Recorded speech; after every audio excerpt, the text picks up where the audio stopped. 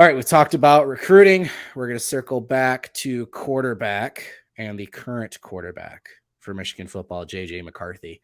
I am working on an article right now. I'm hoping to have posted tomorrow or the next day from our By the Numbers series.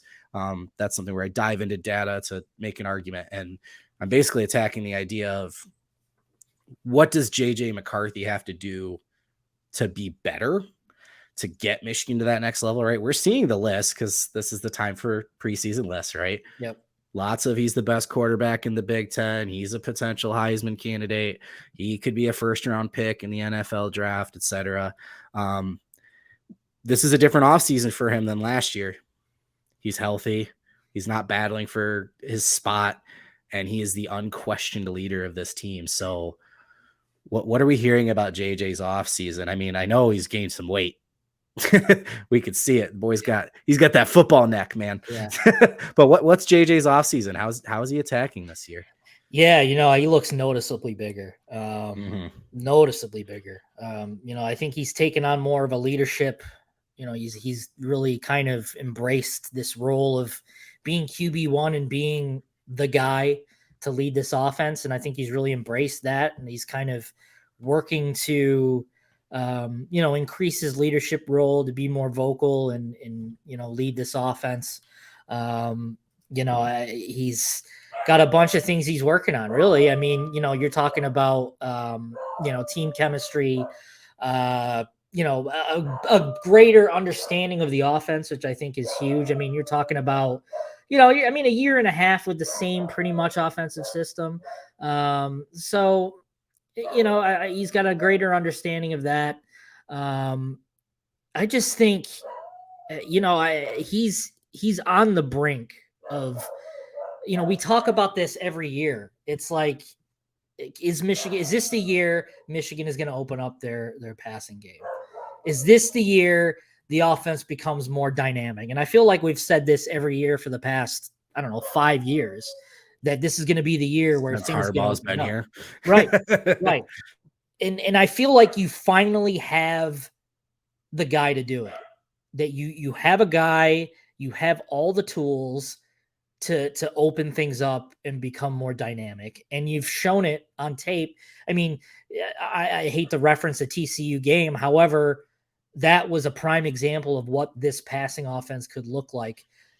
They were behind. So, you kind of have to involve the passing game a little more when you're behind. However, you've shown that you can open things up. The deep ball was working. They were scoring quick, right? Yeah. I've looked at that game for JJ in a very positive light, and it's tough because immediately what do you hear? 2 pick sixes. Yep. Right. And people want to slam him for that. And I think that game was kind of what we talked about in the offseason leading up to it, of if you take the leash off JJ and you let him go, he's going to make ridiculous plays because he is a playmaker, but there is some extra risk that comes with it, with the pick sixes potentially. Right. I could get into Ronnie Bell's route on one of those, but whatever. But on the flip side of that, JJ was on the sideline that entire game, telling the team that we're going to win this game. And I've never seen Michigan stay in a game like that, except for maybe that bizarre Illinois game, however many years ago. But I mean, at this level, a big game where Michigan was behind by a bunch, they haven't had a quarterback that keeps them in it like JJ did. You can say what you did about the pick sixes, and that was part of the reason they were down, right?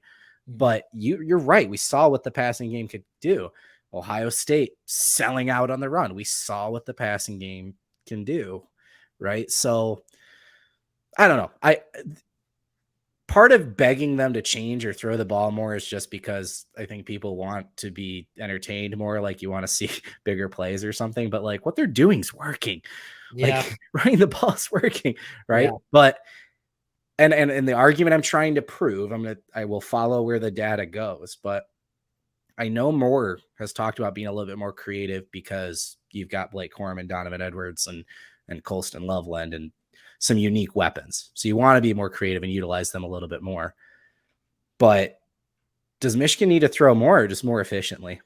They took the deep shots throughout the first part of the game, and between JJ overthrowing because he was trying to throw a laser and put it into a tight window and some drops. And again, we'll see what the data goes, but if they connect on a few of those, I don't know that they need to throw the ball more. They just need to be more efficient.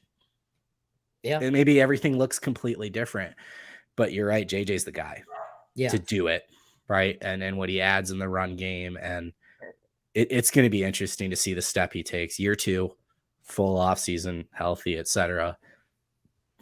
If he is a first round pick, Michigan probably had a really good year. Yeah, or he had a really good year. Yeah, at least, yeah. But if can he have a really good year and Michigan doesn't? Maybe. I mean, I don't know. If you follow recent trends with the offense, it probably means they're throwing the ball a lot, which probably means that they're down a lot. All right, fair enough. What would have happened? The wheels probably would have completely fallen off that program if they were even in that situation this year, which I don't foresee happening. You're touching on, and I will touch it in my article tomorrow, but sneak preview, the more attempts per game JJ has, the worse his numbers get.